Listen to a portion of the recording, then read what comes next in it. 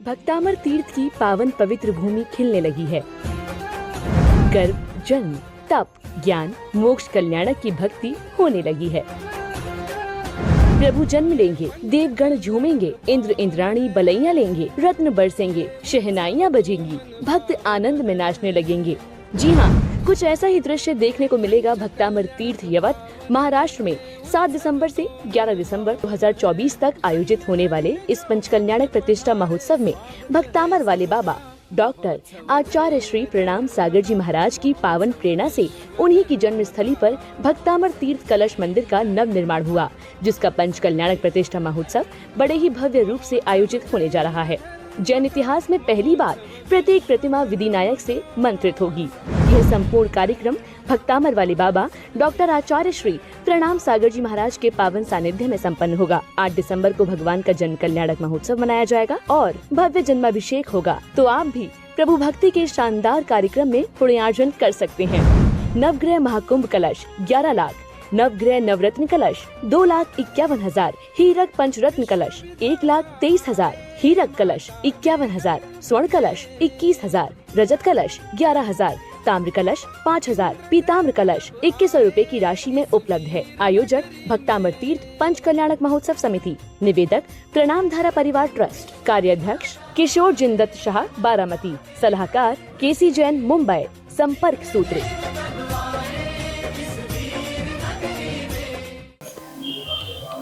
धन के पीछे दुनिया भागती है, ध्यान के पीछे एकमात्र जैन धर्म भागता है। धन के लिए बहुत रास्ते हैं, ध्यान का एक ही रास्ता है जिसका नाम वीतराग मार्ग। धन के लिए बहुत सारे व्यापार हैं, ध्यान के लिए एक ही उपाय है जिसका नाम है ध्यान मार्ग।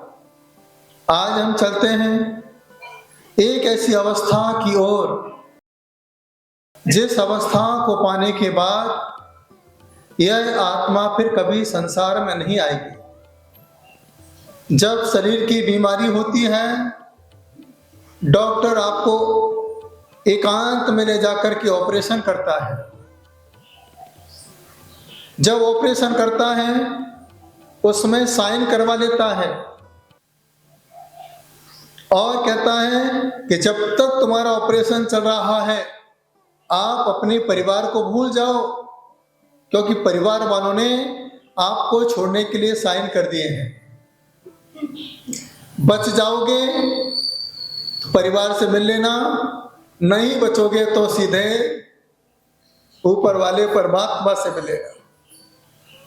एक डॉक्टर भी आपको जब ऑपरेशन थिएटर में लेके जाता है उस समय एक ही बात कहता है कि यहां पर अपने आप के अलावा किसी के बारे में मत सोचना, तो ही तुम्हारा सही ऑपरेशन हो सकता है।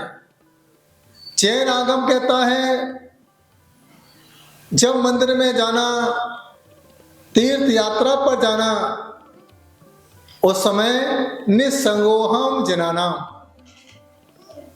एकांत होके जाना, अकेले होके जाना। जैसे डॉक्टर अकेले में ऑपरेशन करता है, ऑपरेशन सक्सेसफुल हो जाता है। जो एकांत में तीर्थ यात्रा करता है, अकेले भगवान के दर्शन पूजन करता है, तो वह अपने ऑब्जर्वेशन को सक्सेसफुल कर लिया करता है। ऑपरेशन से तन का इलाज होता है, ऑब्जर्वेशन से आत्मा का इलाज होता है। गोली से शरीर स्वस्थ होता है और जिनेंद्र भगवान की बोली से आत्मा स्वस्थ होती है। इसलिए हर दिन हर श्रावक प्रातः काल अपने बोल बोलता है। कोई प्रभु पतित पावन के बोल बोलता है, कोई नमोकार मंत्र के बोल बोलता है, कोई भक्तामर के बोल बोलता है, कोई कल्याण मंत्र के बोल बोलता है, कोई जिन सहस्त्र नाम मंत्र के बोल बोलता है, और कोई भगवान की पूजन करके बोल बोलता है, प्रभु आपके बोल बिना मेरा क्या बोलबाला है। आपका नाम बोलता हूं तब जाके मेरा बोलबाला होता है। मैं सुबह सुबह जब अभिषेक देख रहा था, अभिषेक देखते देखते बहुत सारे विचार मेरे मन में आए। अभिषेक क्यों करते हैं? अभिषेक करने से क्या फायदा है? पहले जल का अभिषेक हुआ, दूध का हुआ, दही का हुआ, सर्वौषधि का किया, पुष्प वृष्टि की, आरती की। क्या रीजन है? What is reason? अभिषेक करने से क्या फायदा है? तो मैंने विचार किया कि जब किसी लाइट के कनेक्शन से हम टच होते हैं तो करंट आ जाता है। जहां लाइट का कनेक्शन होता है वहां यदि उंगली टच हो जाए तो पूरा शरीर करंट के गिरफ्त में आ जाता है। उसी प्रकार से जब कोई भक्त भगवान के संपर्क में आ जाता है, उसकी आत्मा को ऐसा करंट लगता है, वह साक्षात परम पिता परमात्मा से मिल जाया करता है। इस करंट से शरीर को नुकसान होता है और जब भगवान का करंट लगता है तो आत्मा को फायदा हुआ करता है। करंट जब एक पानी किसी पत्थर से टकराता है, वह पानी भी करंट पैदा कर देता है, जिसे बिजली कहते हैं। उसी प्रकार से जब एक श्रावक भगवान का अभिषेक करता है, उसकी आत्मा में करंट पैदा होता है। उसी आत्मा के करंट से वह दिन भर व्यापार कर सकता है। आप डॉक्टर के पास जाते हो, कहते हो डॉक्टर साहब पेट दुखता है, डोको दुखता है, आंखों में दर्द है, हाथों में दर्द है, मंदिर नहीं जा सकते हैं, सीढ़ियां नहीं चढ़ सकते हैं। ये आपकी गलत भूल है। आपका शरीर बीमार नहीं होता है, आपका मन बीमार होता है।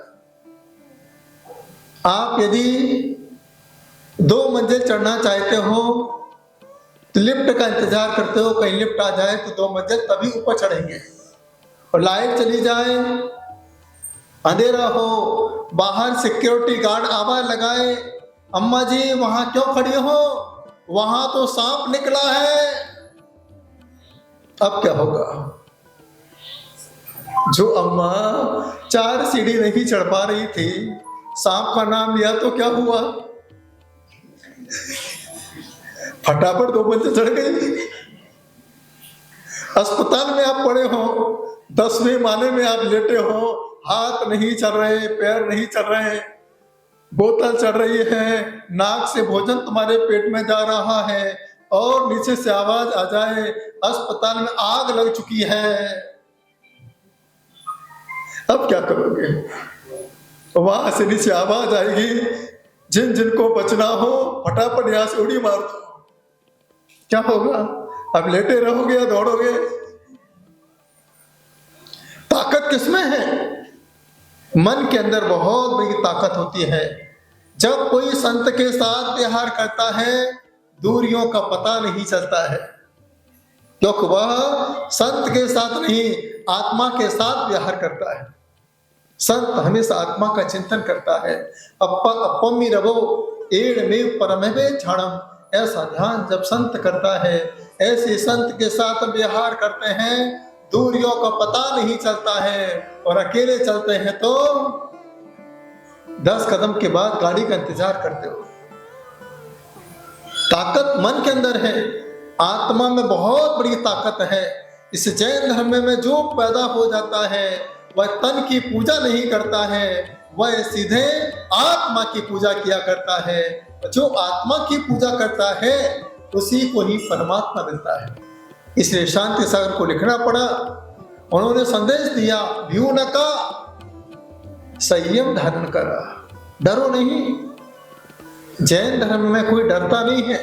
जैन धर्म में जो पैदा हो जाता है वो 7 भयों से रहित होता है, उसे किसी प्रकार का भय नहीं रहता है। यही विचार करता है कि मेरे तन को कष्ट कोई भी दे सकता है, मेरे आत्मा को कोई भी कष्ट नहीं दे सकता है।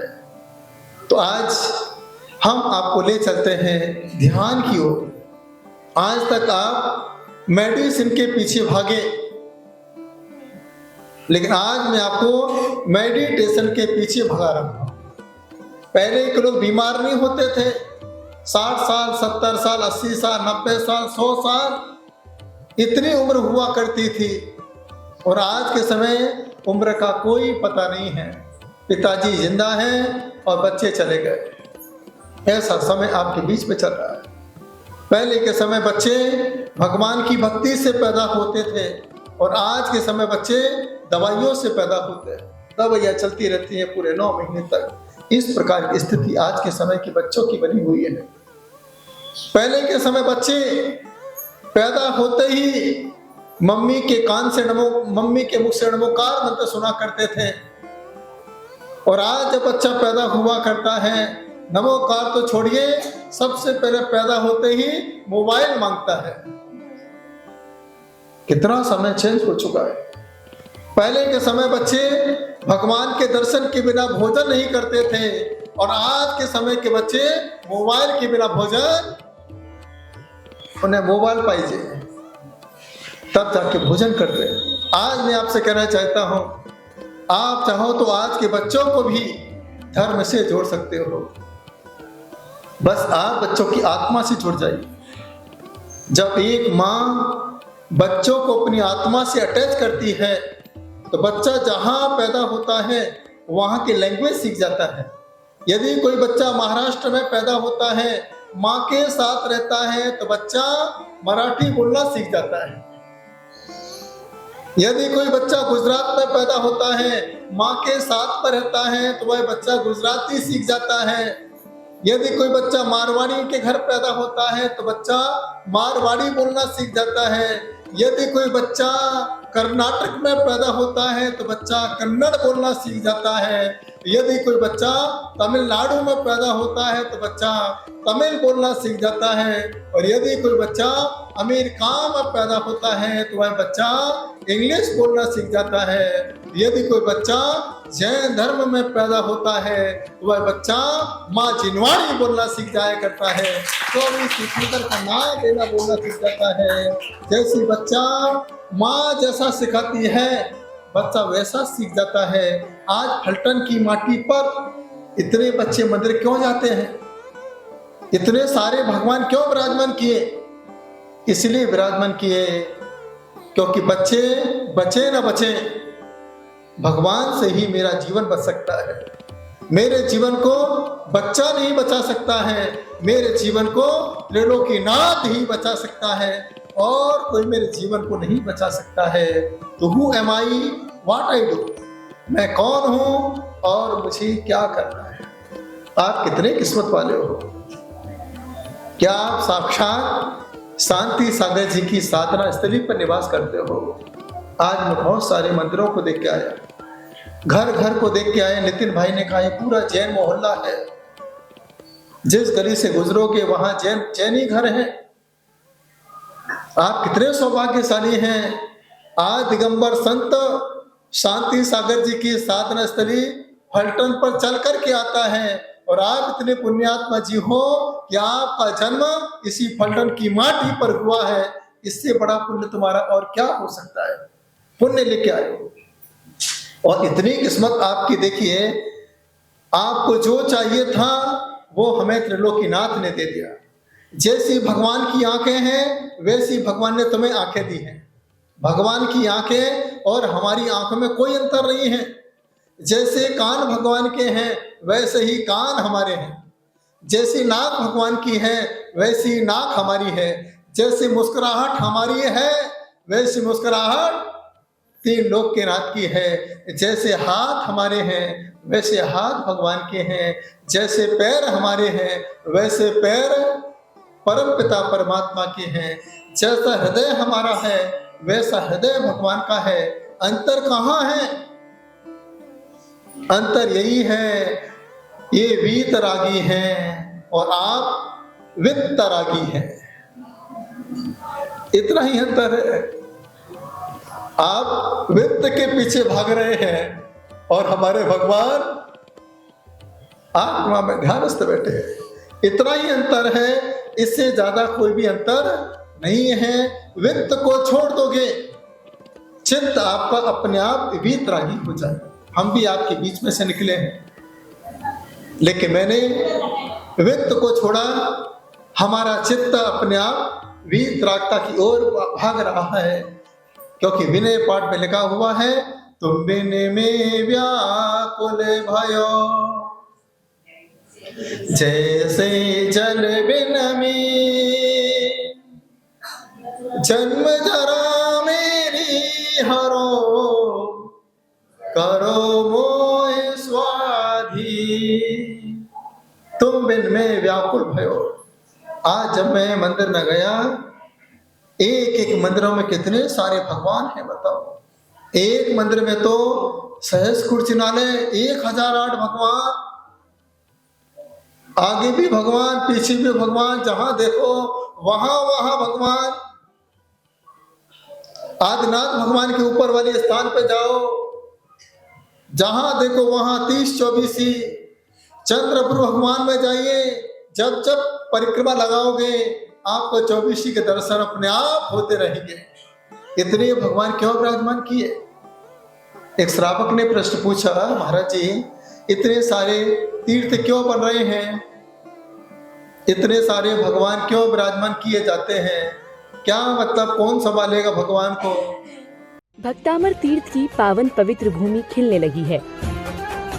गर्भ, जन्म, तप, ज्ञान, मोक्ष, कल्याणक की भक्ति होने लगी है। प्रभु जन्म लेंगे, देवगण झूमेंगे, इंद्र इंद्राणी बलैया लेंगे, रत्न बरसेंगे, शहनाइयाँ बजेंगी, भक्त आनंद में नाचने लगेंगे।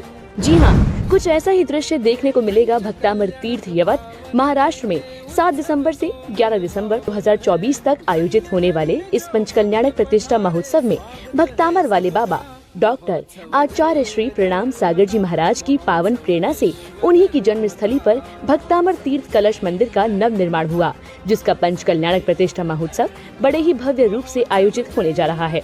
जैन इतिहास में पहली बार प्रत्येक प्रतिमा विधिनायक से मंत्रित होगी। यह संपूर्ण कार्यक्रम भक्तामर वाले बाबा डॉक्टर आचार्य श्री प्रणाम सागर जी महाराज के पावन सानिध्य में संपन्न होगा। 8 दिसंबर को भगवान का जन्म कल्याणक महोत्सव मनाया जाएगा और भव्य जन्माभिषेक होगा। तो आप भी प्रभु भक्ति के शानदार कार्यक्रम में पुण्यार्जन कर सकते हैं।